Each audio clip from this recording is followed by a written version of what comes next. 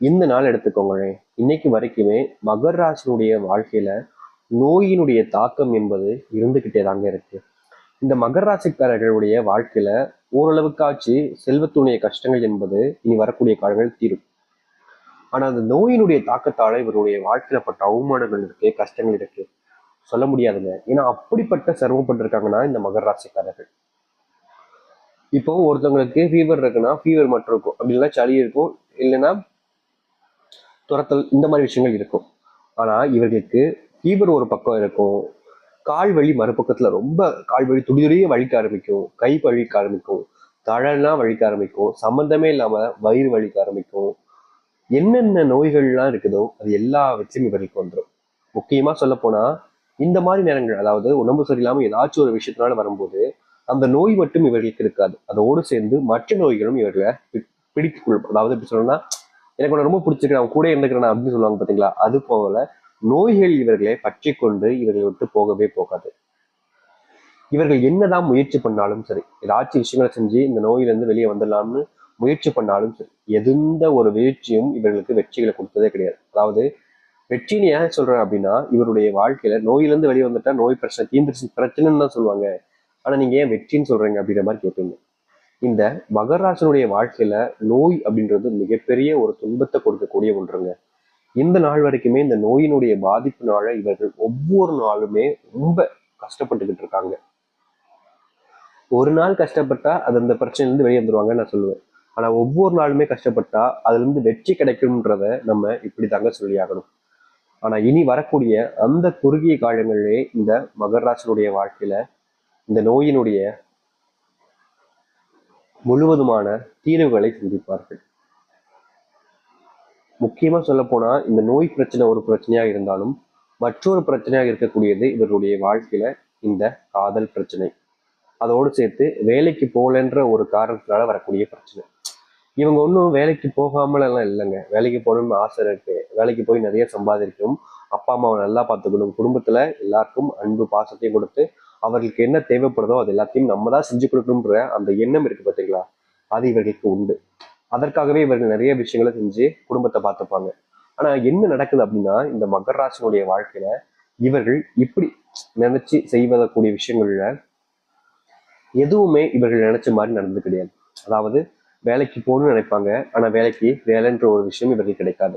அப்படியே கிடைச்சாலும் தேவையில்லாத பிரச்சனைகள், தேவையில்லாத சண்டைகள், தேவையில்லாத குழப்பங்கள்னு அங்கே ஏற்பட்டு அந்த வேலைக்கு போன இடத்துல வேலையை விட்டு வர வேண்டிய நிலைமைன்றது தான் இவர்களுக்கு ஏற்படும். சரி, இந்த வேலையில தான் இந்த பிரச்சனை இருக்கு, நம்ம வேலைக்கு போறத விட்டுட்டு தொழில் தொடங்கலாம் அப்படின்னு நினைச்சு தொழில் தொடங்குவாங்க. ஆனா தொழில் தொடங்குற இடத்துல தொழில சரியா பார்த்துக்க முடியாம சக ஊழியர்கள் கூட இருக்கிற நபர்கள் யாருமே இவர்களுடைய தொழிலுக்கு எப்படி சொல்றதா சப்போர்ட்டா இல்லாம எல்லா விதத்திலையுமே பெரிய அளவிலான துன்பங்களையே மாறி மாறி கொடுத்துக்கிட்டே இருக்காங்க வாழ்க்கையில. இவர்களுக்கு என்ன பண்றது, இப்படிப்பட்ட துன்பப்பட்ட வாழ்க்கையில வந்து சிக்கிக்கிட்டேமேன்ற பயம் கவலைன்றது அதிகமா இருந்துகிட்டே தான் இருந்துச்சு. ஆனா எப்பவுமே இவர்களுக்கு சந்தோஷம் மகிழ்ச்சின்றது கிடைக்கல. இப்படிப்பட்ட ஒரு வாழ்க்கையை தான் வாழ்ந்து கொண்டிருந்தார்கள் இந்த மகர் ராசிக்காரர்கள். இனி வரக்கூடிய காலங்களில் இந்த மகர் ராசினுடைய வாழ்க்கையில சொர்க்கத்தையும் சொர்க்க பூமியையும் பார்க்க போகிறார்கள். இது நாள் வரைக்குமே எந்தெந்த இடத்துல துன்பப்பட்டு கண்ணீர் விட்டு கஷ்டப்பட்டாங்களோ அப்படிப்பட்ட இடங்கள்ல கூட இனி சந்தோஷத்தையும் மகிழ்ச்சியும் பார்க்க ஆரம்பிப்பார்கள். இனி எந்த ஒரு இடத்திலையும் இவர்கள் அவமானப்படவோ இல்ல கஷ்டப்படவோ இல்ல கஷ்டப்பட வேண்டிய சூழ்நிலைகளும் உண்டாக போறதே கிடையாது. ஒரு முழுவதுமான மாற்றங்களை ஏற்படுத்தி கொண்டு நன்மைகளையும் நல்ல மாற்றத்தையும் ஏற்படுத்தி கொடுக்க போகுது. இப்படிப்பட்ட ஒரு வாழ்க்கையை நீங்க தான் இது நாள் வரைக்கும் ஆசைப்பட்டிருப்பீங்க. அப்படிப்பட்ட ஒரு வாழ்க்கை உங்களுக்கு கிடைக்கும்னா நம்புவீங்களா?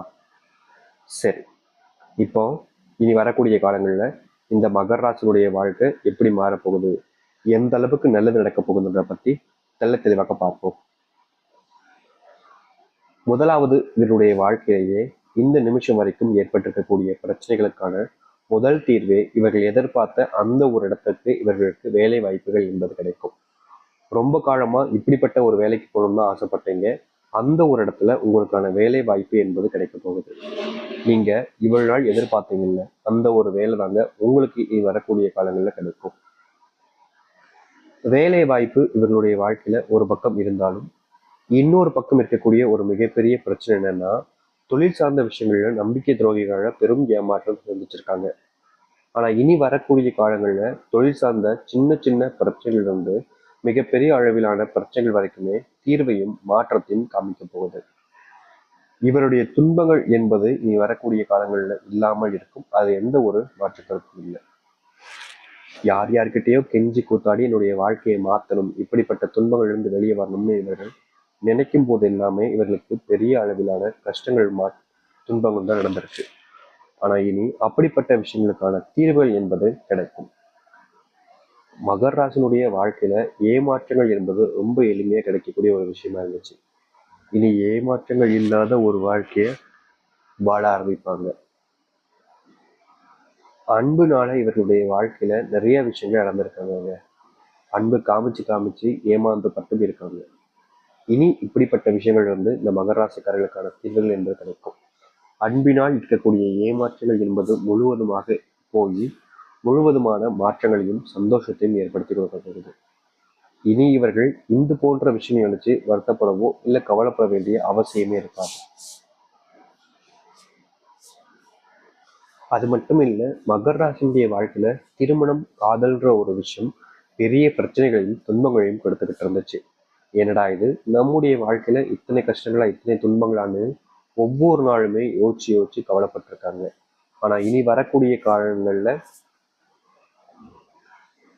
இது போன்ற விஷயங்களுக்கு தீர்வுகள் என்பது கிடைப்பதோடு நல்லதையும் நல்ல மாற்றங்களையும் ஏற்படுத்தி கொடுக்க போகுது. நீங்க எதிர்பார்த்த மாதிரி ஒரு வாழ்க்கை அமையணும், எதிர்பார்த்த மாதிரி நல்லது நடக்கணுன்ற போது இப்படிப்பட்ட ஒரு விஷயங்களை செஞ்சாலே போதுங்க, உங்களுடைய வாழ்க்கையில நல்லதையும் நல்ல மாற்றங்களும் அமையும். சரி, இந்த மகர ராசினுடைய வாழ்க்கையில எவ்வளவோ நாட்கள் நீங்க துன்பப்பட்டிருக்கீங்கன்னு சொல்லியிருக்கோம், கஷ்டப்பட்டிருக்கீங்கன்னு சொல்லியிருக்கோம். ஆனா தீர்வுக்காக நீங்க முயற்சி பண்ணாம இல்லைங்க, எல்லாத்தையும் பண்ணீங்க. ஆனா மாற்றம் என்பது நடக்கல. இனி அது எல்லாமே மாறும். உங்க திரும்ப பிரச்சனைகளுக்கான தீர்வுகள் கிடைக்கும்.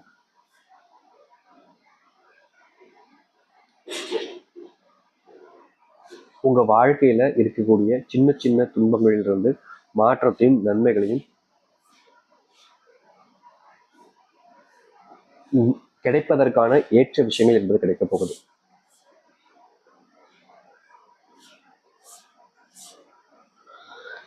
இது நாள் வரைக்குமே நீங்க தொலைச்ச ஒரு வாழ்க்கைய மீட்டு மறுபடியும் வாழ ஆரம்பிக்கலாம். மகர் ராசினுடைய வாழ்க்கையில அப்படிப்பட்ட காலங்கள் என்பது கிடைக்க போகுது. சரி, இந்த மகர் ராசினுடைய வாழ்க்கையில பரிகாரங்கள்னு ஒண்ணு இருக்கு பாத்தீங்களா, அது என்னன்றத சொல்றோம். விருப்பப்படுறவங்க செய்யுங்க, விருப்பம் இல்லாதவங்க விட்டுருங்க. மொத்தம் ஒரே ஒரு விஷயம்தான், மகர் ராசினுடைய வாழ்க்கையில தெய்வத்தினுடைய ஆசீர்வாதமும் குலதெய்வத்தினுடைய ஆசீர்வாதமும் பித்தர்களுடைய ஆசீர்வாதம் கிடைப்பதற்கு நீங்கள் வருகின்ற இந்த பிப்ரவரி 27 அமாவாசை நாளில், அதற்கு முன்பு சிவராத்திரி நாளும் இருக்கு. இந்த நாட்கள்ல நீங்க முழுவதுமான மனசுடனும் நம்பிக்கையுடனும் உங்களுடைய குலதெய்வ கோவிலுக்கு போயிட்டு நீங்க மறந்துடாம அங்கிருந்து ஒரு கைப்பிடி அளவுக்கு காலடி மண்ணை மட்டும் எட்டு வந்து வீட்டு நிலைவாசல்ல கட்டி வைங்க. இப்படிப்பட்ட ஒரு விஷயத்த நீங்க எட்டு வந்து வீட்டு நிலைவாசல்ல கட்டி வச்சாலே போதும். உங்க வாழ்க்கையில இது நாள் வரைக்கும் ஏற்பட்டிருக்கக்கூடிய சின்ன சின்ன தொந்தரவுகள் வந்து மிகப்பெரிய அளவிலான துன்பங்கள் வரைக்குமே இது உங்களுக்கு தீர்வை ஏற்படுத்தி கொடுத்து நன்மைகளை ஏற்படுத்தி கொடுக்கக்கூடியதாக இருக்கும். விருப்பம் இருப்பவர்களும் நம்பிக்கை இருப்பவர்களும் இதை எப்படியாவது செய்ய பாருங்க. நிச்சயமா உங்களுடைய குலதெய்வ கோவிலுக்கு போயிட்டு காலடி மாநிலத்தை வந்து வீட்டுல கெட்டி வைப்பதுங்கிறது அதிர்ஷ்டத்தை மட்டுமே ஆக்கக்கூடிய ஒன்றாக இருக்கும்.